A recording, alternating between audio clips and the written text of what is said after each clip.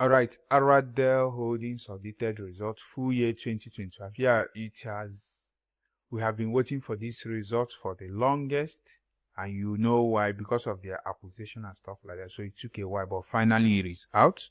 So this is the analysis. The headline reads that PAT, that's profits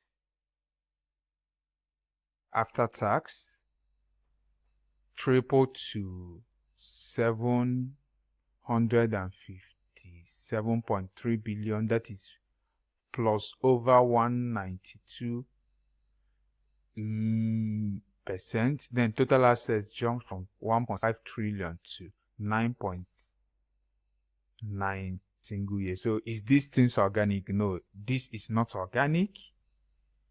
It is a step up acquisition of ND Western and the Renaissance. Yeah, ND Westerns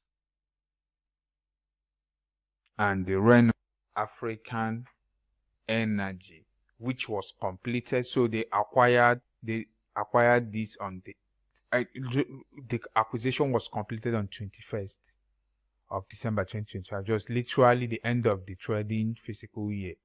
So this literally did not lead to any contribution in the profit and the loss. So the results you are going to see, which you are going to look into now, will be the result of 2020.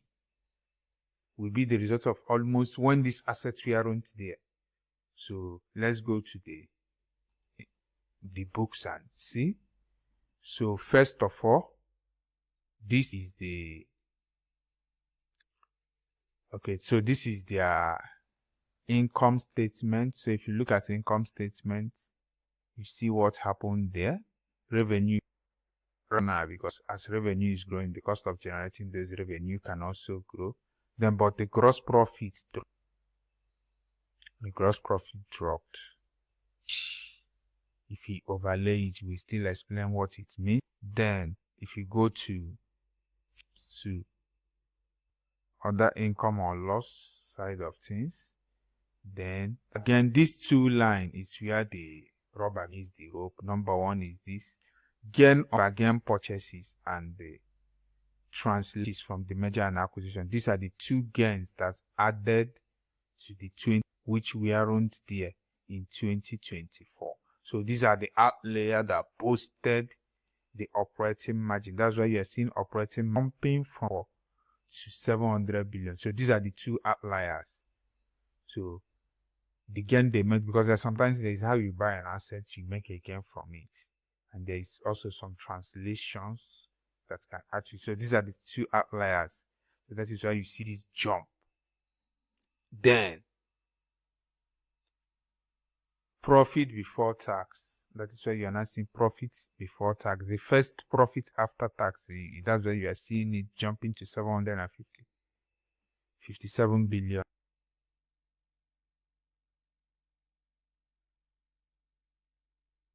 Okay, sorry about that. So if you normalize this comprehensive net profit margin is a more realistic one because of what we told you. The acquisition affected the book. So that is the first thing. Then let's look at the balance sheet. So as the balance sheet is loading up, so it's interesting to know that if you compare the revenue for the past 5 years, if you use a 5-year trend, which we have, but we don't want to bore you with the details. If you compare the 5-year trend, it is interesting to know that this 2025 fifth year result was the poorest. For the past 2 years, conservatively, revenue has been going down, and 2025 was the slowest in terms of those revenue. Then another thing to note is that the 65 points up to 60.5%.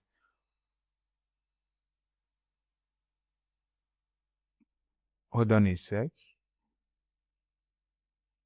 It is not acting up. But this is the cash flow.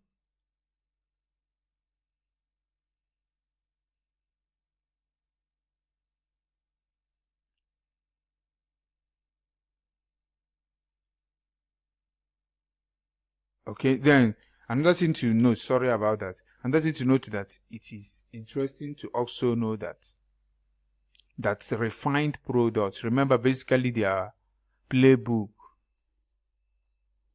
Yes. Okay, this is the balance sheet. So Aradel's book, the three major segment their product is, they have the refined product side of things, they have gas side segment of the business, and finally they have the crude oil segment. So among these three segments in 2025, among these three segments, produced the cleanest results. The one that produced the cleanest results was that was profitable was the refined product. Refined products profit after tax grew close to billion to over 59.84 billion. Then they failed in 2025. But remember, these results we are analyzing in 2020. So it's interesting to also watch out what their 2026 results will look like. Obviously, the war in the Middle East, even though it has been settled as we are recording as it stands now, but it led the energy prices to be up. So we see to see if they took advantage of that. So it's interesting to watch that. But it's just to know that in 2020, the sales in gas and oil, crude was down. Then another thing in debt revenue is to know that domestically, the domestic market, they made more money in the domestic market than exporting the crude. Obviously, in the domestic market, they made money from the gas and the refined products, which grew. So those revenue for domestic market grew over 25% compared to the export market that just grew by 17.8%. So this is the balance sheet. Also, you see that the equity side of things too, everything doubled now because of they have putting together those businesses. So it's natural that everything will start looking up. You inherit both the assets and the liability. That's why you see assets jumping from 1.7 trillion to 9.8 trillion. The same thing now, you see that the equity side of things also propped up. Equity now propped up. Now they have over how many? Over 2.1 trillion in equity. The same thing now, obviously, the liability now jumped to over 7.7 trillion in liability. All these things you are inherited. So that is why if you read in between lines, so you also look at the margin, look at the key ratios there. You see, so it started breaking. Current ratio broke because you are accumulating the depth of this guy. So it's not really a clear result until we start seeing those assets they now acquired. If they start minting money, then this result will start normalizing. So that is one thing to bear in mind. That's why you are seeing your return on equity. It was totally disrupted as against last year. Or you see your return on asset totally disrupted. Unless you strip it out, which we have done the workings, but we don't want to load you up. So stripping it out, you see that Aradel didn't really grow that much. Maybe that is why we are going for this asset to add to their business so that they can start ramping up revenue and stuff like that. So it's also interesting to know that the current tax liability now jumped. So the tax liability is natural. So if you look up here in between the line, it jumped from 35 billion to over 288.52 billion. So which is just natural. You acquire their assets, you also acquire their liability. Then another interesting thing which was on the radar is that they hedged their oil position. They hedged in the market in 2025, and they were hedging that oil price. If oil price goes below $55 per barrel, so obviously something happened. It didn't go below $25 per barrel. So the premium they paid for that hedge was close to their outlook in 2025 was a lower oil price, benchmarking $55 per barrel. But obviously it didn't get there. So they now pay the premium, or they have a floating premium to pay for that, just like your normal insurance.